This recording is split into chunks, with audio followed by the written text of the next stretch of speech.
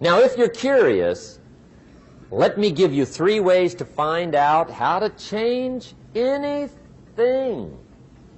Any life direction, any dimension. Here's 3 ways to find out how to change anything. Number 1 is to read. Become a good reader. All of the successful people I know and work with around the world, they're all good readers. Curiosity drives them to read. They got to know. They just read.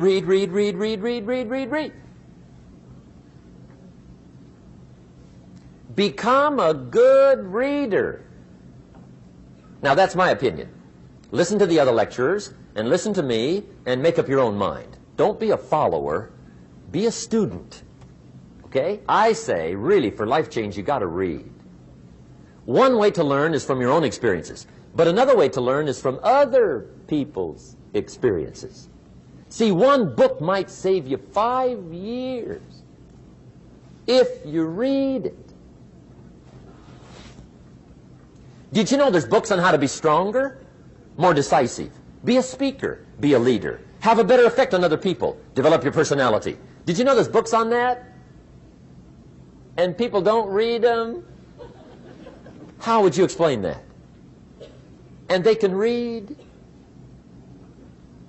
Did you know that hundreds of successful people have written their stories in books and they wrote down how they did it and people don't read it? How would you explain that? The guy's busy, I guess. You know, you get tied up. The guy says, well, yeah, you work where I work. By the time you struggle home, it's late. You got to eat a bite of supper, watch a little TV, get to bed. You can't sit up half the night reading. And the guy's behind on his car payment. Good worker, hard worker, sincere. But you got to be better than sincere and work hard. Otherwise, at the end of your life, you'll wind up cold, stony broke. You got to be better than a good worker. You got to be a good reader. The whole world is governed by laws. The universe, in fact. Laws. We call it the law of electricity. We call it the law of gravity. There's mathematical laws. There's physical laws. Speed and velocity laws. Agricultural laws. There's all kinds of laws. Now that we find ourselves on the spinning planet, you just have to learn what I call the setup. Learn the setup. Life's setup. Now, we didn't set it up, but we're here, so you got to learn it.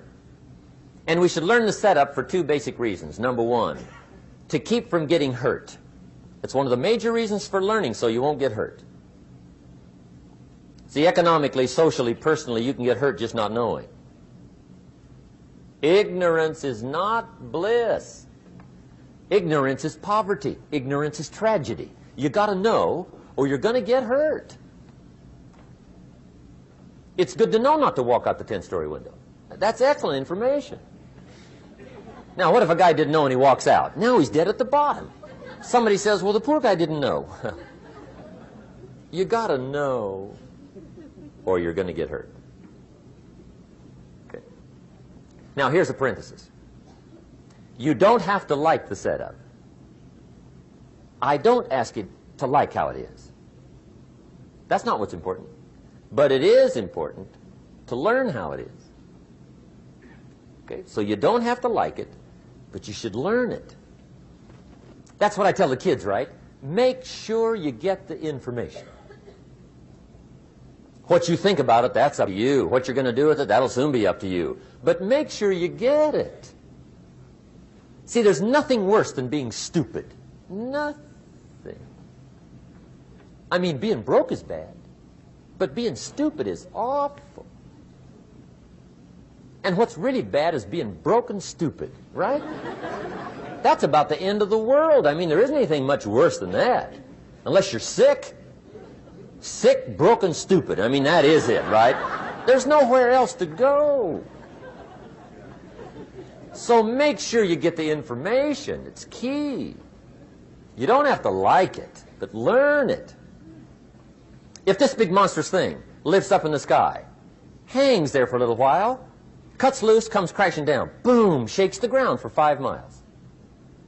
And then this big monstrous thing lifts back up in the sky, hangs there for a little while, cuts loose again, comes crashing down. Boom, shakes the ground for 5 miles. It just keeps doing it, this big monstrous thing. Lifting up and then crashing down. Boom. Now, you might come along one day and say, that's got to be a stupid arrangement, which is okay. You're entitled to your opinion. But the first thing you should learn to do is get out from under it, right? That's number one. You might have a great moral argument. You might want to shake your finger at the sky, but do it from over there, right, so you don't get smashed. It's called your basic smart. So number one, learn so you won't get hurt. Whether you like it or not, learn. Now here's the second reason for learning, the setup, to benefit. It's called the plus of life. And that's what life is, right? Both minus and plus. The minus is tragedy, heartache, misery, failure, unhappiness.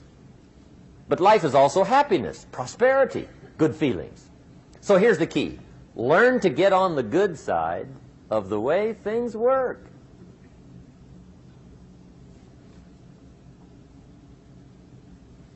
Now here's 2 of the basic laws, and we'll take our break. Shof taught me these. They come from the Bible. Now again, I'm an amateur, okay? When it comes to the Bible, I'm not a pro. So you'll sort of have to take my way of putting it. But here they are. The first one is the law of use. The law of use. And it goes something like this. Whatever you don't use, you lose. Lack of use causes loss.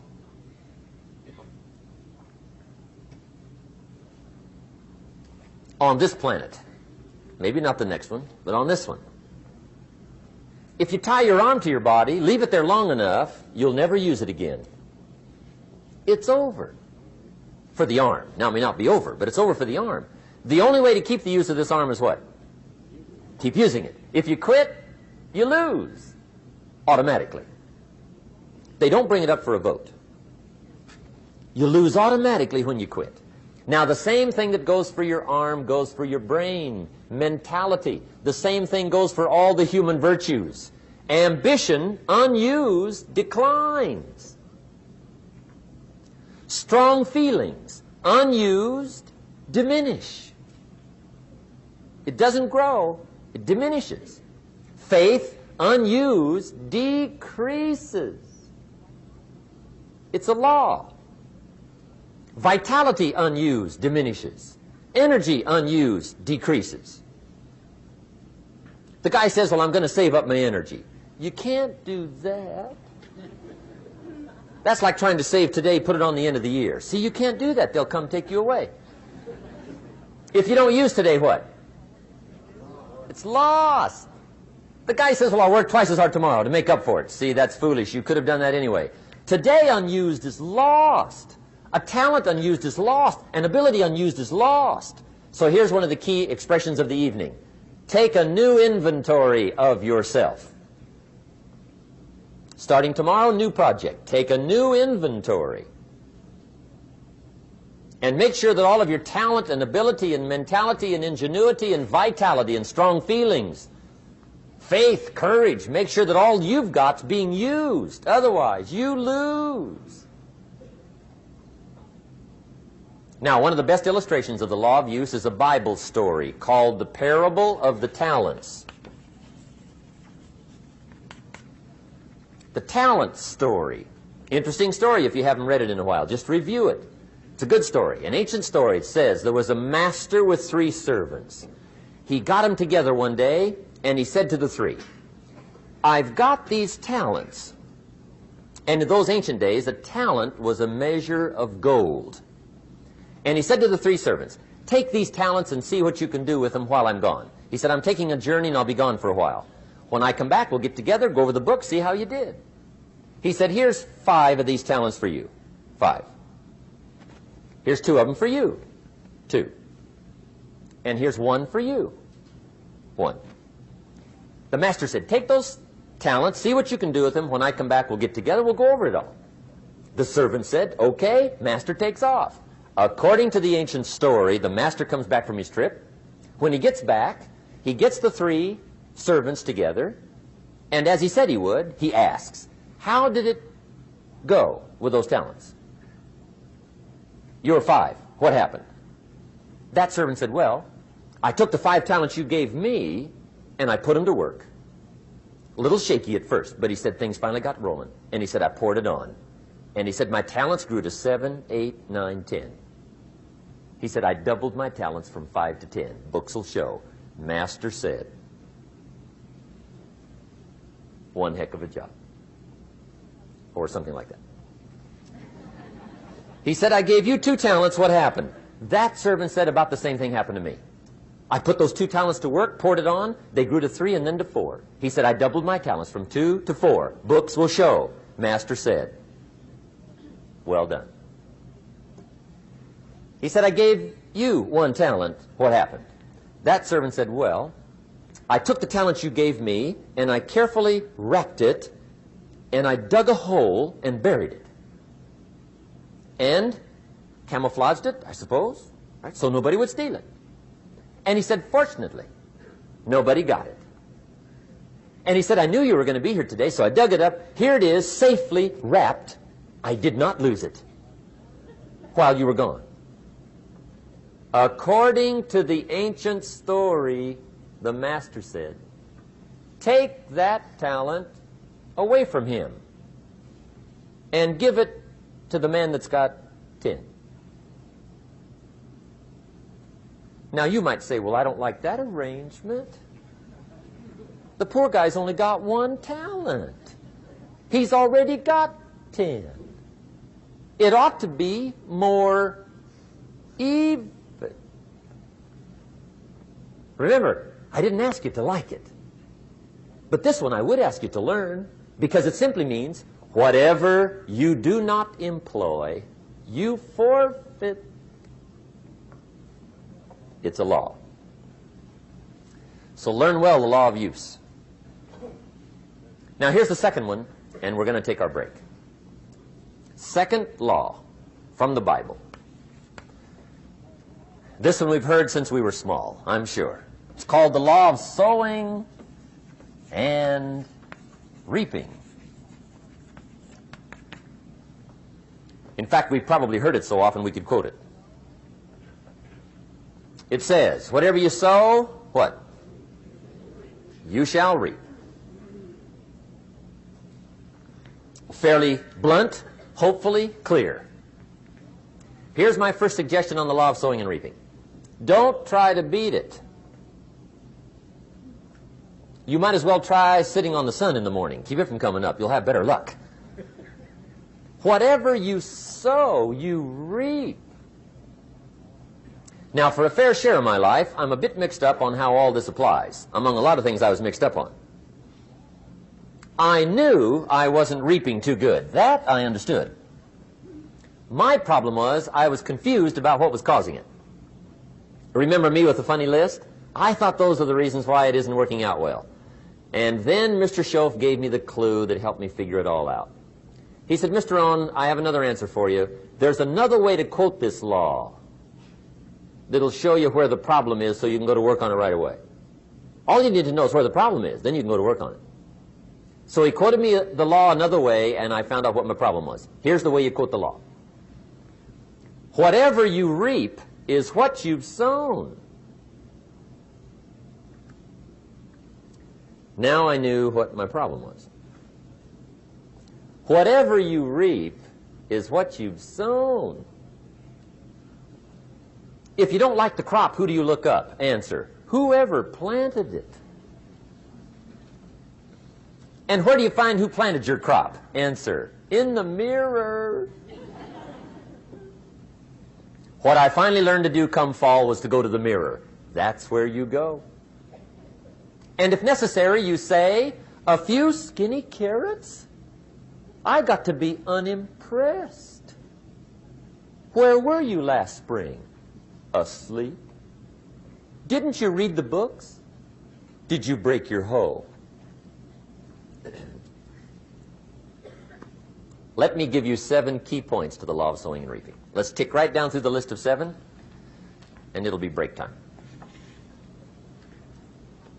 7 points to sowing and reaping. Here's part of the philosophy that really helped me to make some changes in life direction. Number one, the law of sowing and reaping is negative. That's number one, which simply means if you sow bad, you reap bad. Now, this is kind of third grade, but it doesn't hurt to go over the basics. If you plant thistle seeds, you don't get pumpkins. Honest, no use looking for pumpkins. John says, how come no pumpkins? Come on, John. The law's negative. That's how come. Now, here's number two. The law's positive, which simply means if you sow good, you reap good. If you plant pumpkin seeds, you don't get thistles. Not from pumpkin seeds.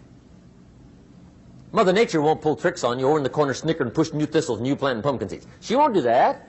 You will get pumpkins from pumpkin seeds, and the reason is because the law is positive. Now, here's number three.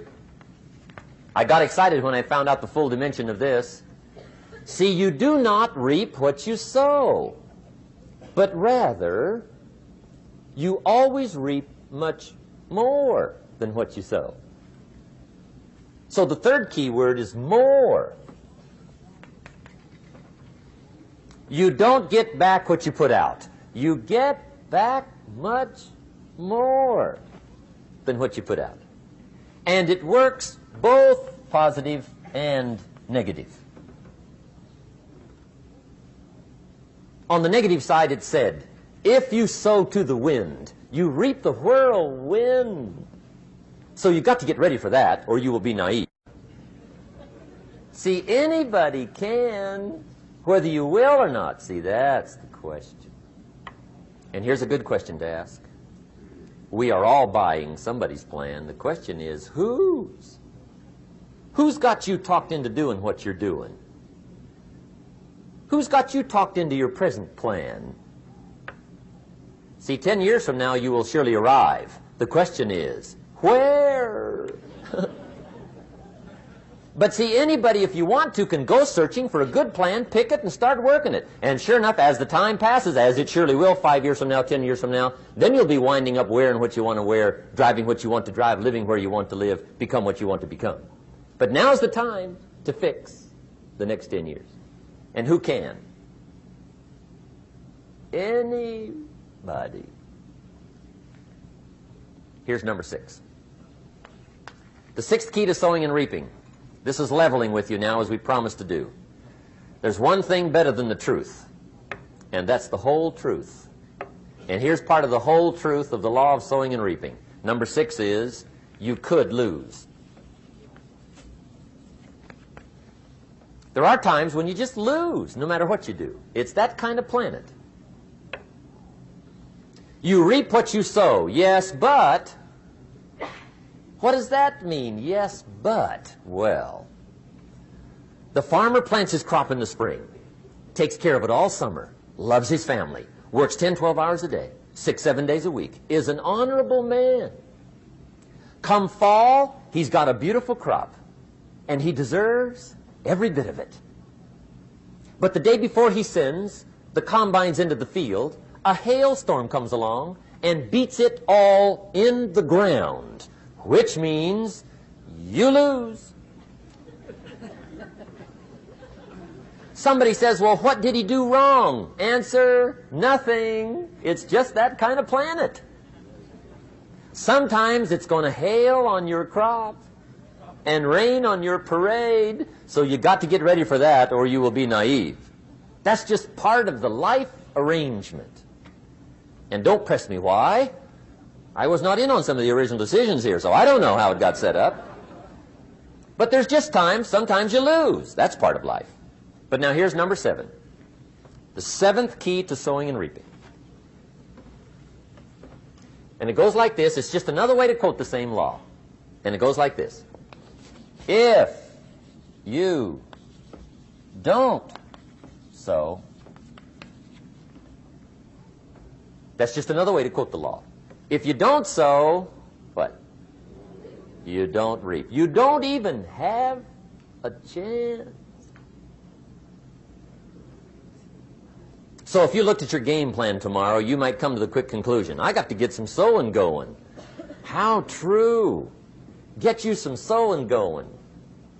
And remember, you've got plenty of time. You've got all the time there is. Some people spend enough TV time to make a fortune. The latest article on television watching in this country, according to the latest article, the average television is on in this country in every household 7 hours a day, called the Big Seven.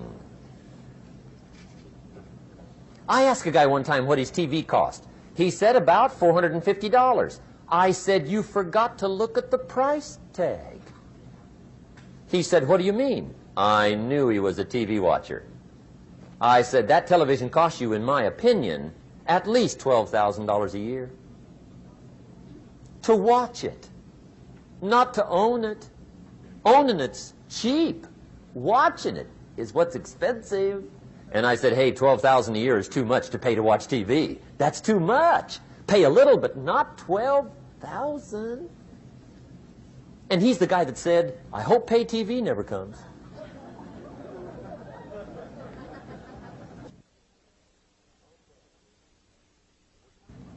Okay.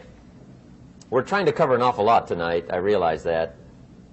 But my time schedule is such that we just have to sort of give it all to you and let you sort the rest out. I wish we had plenty of time for questions and answers and that whole thing, but our time is just limited. But we are trying to go through an awful lot. I realize that. But looks like everybody's getting it. This is about the note-takingest crowd I've seen in a long time. Incredible. Does anybody have 5 pages yet? Anybody? Oh, fantastic. Incredible. Okay.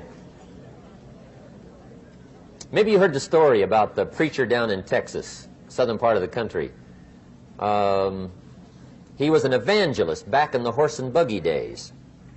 And he was very good at being an evangelist, and a lot of people used to come and hear him preach.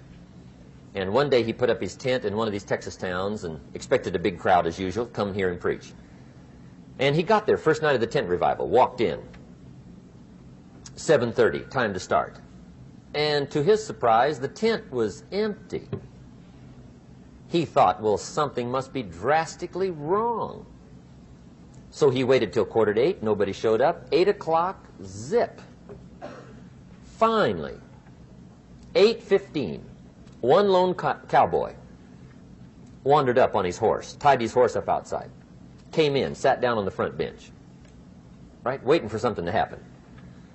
The preacher thought, well, at least I better go down and talk to the cowboy. So he walks down, talks to the cowboy, and he says, Cowboy, I'm the preacher. And he said, I don't know what to tell you. Something's gone wrong. He said, this tent was supposed to be full of people. He said, I'm embarrassed. He said, you're the only one that showed up. And he said, I really don't know what to do. And the cowboy said, well, I'm not a preacher, so I really can't tell you what to do. You know, he said, I'm just a cowboy. But he said, I know this. If I went out to feed my cattle and only one showed up, I'd at least feed it. The preacher thought, hey, the cowboy is right. If you've got a good idea to share, you should share it if there's 1 or 1,000. So he got kind of inspired by this conversation, and he jumped up on the platform and started to preach, as if the tent was full of people. It just exploded. And he went for an hour and 15 minutes, just kept rolling. Finally, he quit. And when he finished, he came down off the platform and talked to the cowboy again. He says, well, cowboy, what did you think of my sermon? And the cowboy said, well, I'm not a preacher, so I really can't tell. You know, he said, I'm just a cowboy. But he said, I know this. If I went out to feed my cattle and only one showed up, I'd feed it, but I wouldn't dump the whole load on it.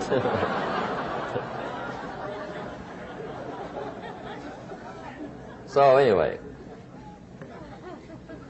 if it seems like we're dumping the whole load tonight, I guess we are. But gosh, everybody's doing well. I'm having a good time. I appreciate the response here tonight. Okay, the next subject is setting goals. Let me show you what turned my life every way but loose. Mr. Schoaf dropped this idea on me, changed me completely. Setting goals. Here's what can easily happen if you don't set goals. It's easy to let life deteriorate into making a living instead of designing a life. And we all have a choice: make a living or design a life. It's easy to get trapped by economic necessity and settle for existence rather than substance. That's easy. But the best advice I can give you on how to break out of that trap is to learn how to set goals. Mr. Shoaff put it to me this way. He said, Jim, if you had enough reasons, you could do the most incredible things. I never forgot how he put that. If you have enough reasons. See, reasons will change your whole life. Mr. Shoaff said to me, he said, Mr. Rohn, I think you've got plenty of intelligence, you've got plenty of talent, you've got plenty of ability. Probably what you lack is plenty of reasons. He said, I don't think your current bank balance is a true indication of your level of intelligence. I was happy to hear that. He said, I think you're much smarter than your present bank balance indicates. And that turned out to be true. I was much smarter. But of course my first question was, well then why isn't it bigger? And he said, you don't have enough reasons. You've got enough intelligence, but not enough reasons. So see, reasons can change your life. Here's what else I found out. Reasons come first, answers come second. You don't get the answers to do well till you get the reasons. Life has a mysterious way of hanging on to all the answers and only gives them up to the people that are inspired by reasons. So reasons make the difference in how your life works out. Now, what are some of the reasons for doing well? Let's go through a quick list called Reasons for Doing Well. First is personal reasons. Some people do well for recognition. Some people do well for respect. Some people do well for the way it makes them feel. They love the feeling of being a winner. Those are good reasons. I have some millionaire friends that keep working 10, 12 hours a day, making more millions. And it's not because they need the money. It's because they need the joy and the satisfaction and the pleasure that comes from being a constant winner. And see, it's not just the money anyway. It's the journey, not the money. Once in a while somebody says to me, boy, if I had $1 million, I'd never work another day in my life. That's probably why the good Lord sees to it they don't get their million, right? They'd quit. They'd quit. Okay. Next is family reasons. Some people do extremely well for other people, and that's powerful. Human beings can greatly affect each other. Sometimes we will do things for somebody else we will not do for ourselves. We're made that way. I met a man one time who said, Mr. Rohn, to do all the things I want to do with my family around the world, he said, I got to have at least $250,000 a year. I thought, incredible. Could a guy's family affect him that much? And the answer is, of course. How fortunate are the people that find themselves greatly affected by somebody for personal achievement. And we are affected. The writer of a recent song said, if not for you, the winter would hold no spring, couldn't hear a robin sing.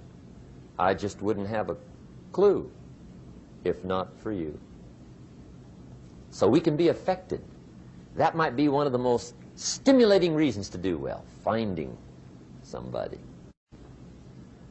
When Andrew Carnegie died, the wee little Scotsman that built the big steel industry, when he died, they opened up his desk, and in one of the desk drawers, they found a slip of paper. On that piece of paper Mr. Carnegie had written his goal for his life, and he wrote it when he was in his 20s. And on that piece of paper it said, I'm going to spend the first half of my life accumulating money. I'm going to spend the last half of my life giving it all away. What a goal. He got so inspired by that goal that the first half of his life he accumulated $450 million. And the last half of his life he gave it all away. Good question tonight. What's got you turned on? What's got you bombed out of sight to get up early and stay up late and hit it all day? Next question. What's got you turned off? When I found the answers to those two questions, my life exploded into change. I finally found out what had me turned off, and I got that cured. And then I got me a long enough list of reasons to turn me on. And once the lights went on for me, age 25, they've never gone out. I've fallen out of the sky a few times, but I've never lost that drive to make something unique out of my life. See, reasons altered my whole life. Now, there's another list of reasons called nitty-gritty. Hard little reasons. Sometimes those little reasons are the most powerful reasons that can change your life. Sometimes it doesn't take much. I now carry several $100s in my money clip. It's only a few $100s, but it was one of those reasons turned my life around. Just before I met Mr. Schoaf, I heard a knock at the door. I go to the door, and there's a little girl standing there about this tall selling Girl Scout cookies. And she gave me one of the finest sales presentations I've ever heard. Special deal, several flavors, this whole package of stuff, $2. And with a big smile, she very politely asked me to buy. And I wanted to. Big problem. I'm broke. I don't have $2. And to this day, I can remember the pain and the embarrassment. I'm a father. I'm a husband. I've been to college. I'm working. I'm 25. I don't have $2. And I didn't want to tell her that for some reason. So I did what I thought was next best. I lied to her. I said, hey, look, I've already bought lots of Girl Scout cookies. I've still got plenty stacked in the house, which was not true. But it seemed to get me off the hook for the moment. She said, well, gosh, that's wonderful. Thank you very much. And she went away. When she left, I closed the door, and that was the day I said to myself, I don't want to live like this anymore.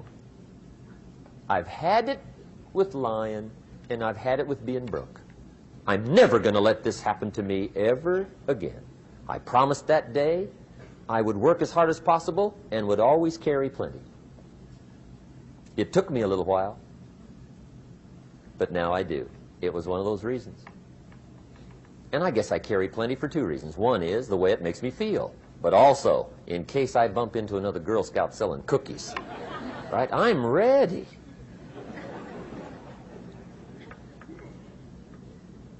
I walked out of the Bank of America one time up in Saratoga, California, where I used to live. Two little girls selling candy right outside the bank. Good place. Some girls' organization they're working for, right? I come walking out of the bank. This first little girl walks up to me. She said, Mister, would you like to buy some candy? I said, I probably would. What kind is it? She said, it's almond roca. I said, my gosh, that's my favorite. She said, wonderful. I said, how much is it? She said, it's just $2. I thought, incredible. I said, how many boxes of that candy have you got? She said, 5. And her little friend was standing there. She was selling candy too. I said, how many boxes have you got? She said, I've got 4. I said, that's 9. I'll take them all. They said, really? I said, yeah, it's my favorite. I've got some friends. I'll pass them around. They got so excited, put all this candy together. I reached in my pocket, gave them the $18. When I've got the candy and they've got the money, that first little girl looks up at me. She says, Mister, you are really something. How about that? Can you imagine only spending $18 and have somebody look at you in the face and say, you are really something? Now you know why I carry heavy, right? I'm not going to miss anymore. It was just one of those reasons. Helped to change my life. One of my nitty-gritty reasons was budget finance. Budget finance used to grind my soul. Way back in those early days, I had fallen for one of those consolidation loans, where you take all your little hard-to-pay bills, put them into one big impossible-to-pay bill, right?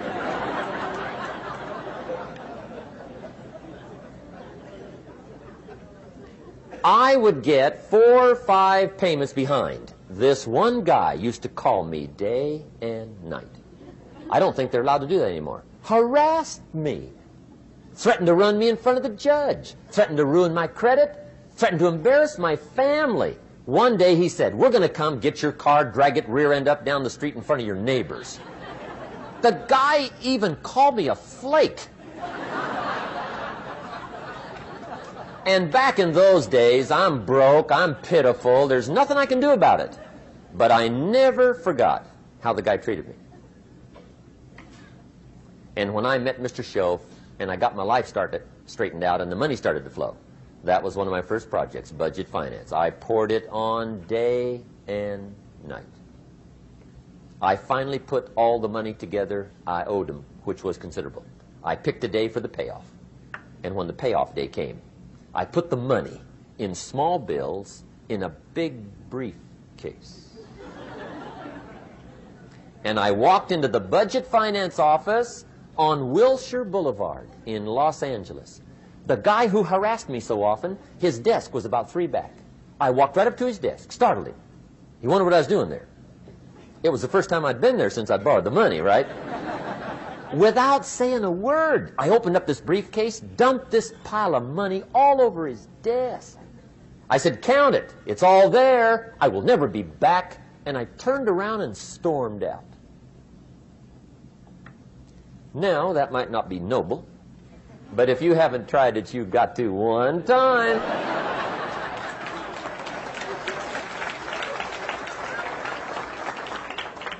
It can be the day that turns your life around. All you need is a reason that turns you on. One of my dear friends, Robert Depew, Bobby used to be a school teacher in Lindsay, olive capital of the world. Bobby taught school several years, got a little weary teaching school. One day decided he wanted to get into sales. So without telling anybody, he just up and quit his job teaching school and jumped into sales. When he did, his brother made fun of him, laughed at him, put him down, said Robert's lost his mind. Had a good job teaching school, now he thinks he's a salesman. He's going to go down the drain, lose everything. Just put him down something fierce. Bobby said, the way my brother acted when I got into sales, he said that made me so mad, I decided to get rich. And my question for you tonight is it possible to get that mad? Of course. Wealth is not a matter of intelligence. It's a matter of inspiration. Today, Robert happens to be one of my millionaire friends. Bobby's rich.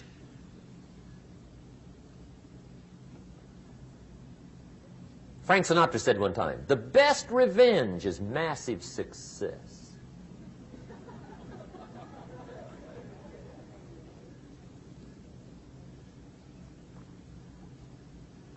Hey, get you a long enough list of reasons so that after tonight you never lack for inspiration. You might not have all the answers right away, but you can get the answers if you can get the reasons. Now, let me give you a little simple formula for goal setting. Okay? We take 2.5 hours on the weekend for the whole 10-year plan. We don't have time for that tonight. But let me get you started with a little simple formula Mr. Schoaf gave me. And maybe this will be helpful. First of all, I've divided goals into two parts. First is long range. Long range goals. That's your dreams. Your dreams for the next 3, 5, 10, 20, 30, 40 years. Actually, the rest of your life. Your dreams. You've got to keep dreaming. Ronald Reagan, president, said to the joint session of Congress a few weeks ago, the Republic is a dream. And if we don't keep dreaming, we will lose the Republic. Your better future is a dream for yourself and for your family. Where do you want to go? What do you want to do? What do you want to be? What do you want to see? You've got to dream dreams. There's a Bible phrase that says, without dreams and visions, people perish. You've got to have something to go for that inspires the heart and the soul. Dreams. From the children of Sanchez, it says, take the crumbs from starving soldiers, they won't die. Take the bread from hungry children, they won't cry. But without dreams, we all will die. You've got to dream. Don't lose your dreams for yourself, for your future, for your family. The dreams of love and enterprise and travel and doing things, becoming something unique on your journey here. Don't lose your dreams. Do some dreaming. That's long-range goals. You've got to have those. So that's number one. Here's the second part of goals, short-range. Short-range goals. That's your goals for tomorrow, this week, this month, this year, the immediate future. We call these confidence builders. Because if you set up something short-range, go for it, get it, latch onto it, work hard, accomplish it. That starts building your strong feelings to go for your dreams. Now, I've divided goals into 3 categories. Here they are. Number 1 is economic. That's your goals for money, income, business, profits, production. Economics. Make sure you've got your economics well planned. Economics plays a major role in everybody's life. Economics is major, which means it ought to be meticulously well planned for tomorrow, this week, this month, this year, long range. What if you asked somebody tomorrow if you could see their meticulously well-planned list of economic goals? What would they probably say? They'd say, you some kind of a nut? You must be weird. Hey, I found out what success is. Success is doing what the failures won't do. Make sure you've got your economics well planned. It'll put you in the top 5%. One of the key little subjects we talk about on the weekend is the 7 fundamentals for wealth and happiness. And that's one of them, well-planned economics. It's a fundamental if you want to do well. Join the top 5%. Anybody in this room can join the top 5%, if you will. Okay. Now here's the second category of goals, things. Make a list of the things you want. And on my list of things, now I put everything. Little things as well as major things. Doesn't matter how small it is, it goes on my list. I used to just put major things, cars, homes. I don't do that anymore. I now load my list with everything. Everything. And the reason is, part of the fun of having a list is checking it off. That's it. Boy, at the end of the day, if you can go, got it, got it, got it, got it, got it, got it, whatever it is, right? You get into the habit. So load up your list, the things you want. Now, when you check off something major, celebrate. That's an important point to make. Celebrate your achievements. Live it up. Have a party when you reach something you've worked for a while. See, we all grow from two experiences. One is called the pain of losing. The other one is called the joy of winning. We need both of them. Amplify them as much as you can, which also means make losing painful. If you set up something, fooled around, didn't get it, put it on yourself. On the other side, if you did get it, congratulate yourself. Self-congratulations is a sign of maturity. Seeking congratulations is a sign of immaturity. But hey, winning and losing, see, that's what it's all about. That's the name of the game. Now, some people lead such mediocre lives, at the end of the day, they don't know whether they're winning or losing. They got no clue. Guy's just going through the day with his fingers crossed. There's a better way. Okay, here's the third category of goals, personal development. Put those goals together. Personal development goals. That's your goals to be stronger, more decisive, be a speaker, be a leader, learn a language, all kinds of skills. Okay? The whole weekend seminar was designed to improve all your skills so that you walk away more skillful. And that's what you want, the personal development skills. That's what attracts, that's what brings good things to your life, the person you become more skillful. Now, this is quite a package to work on. Economics, things, personal development. For tomorrow, this week, this month, this year, long range. Okay? That'll get you started.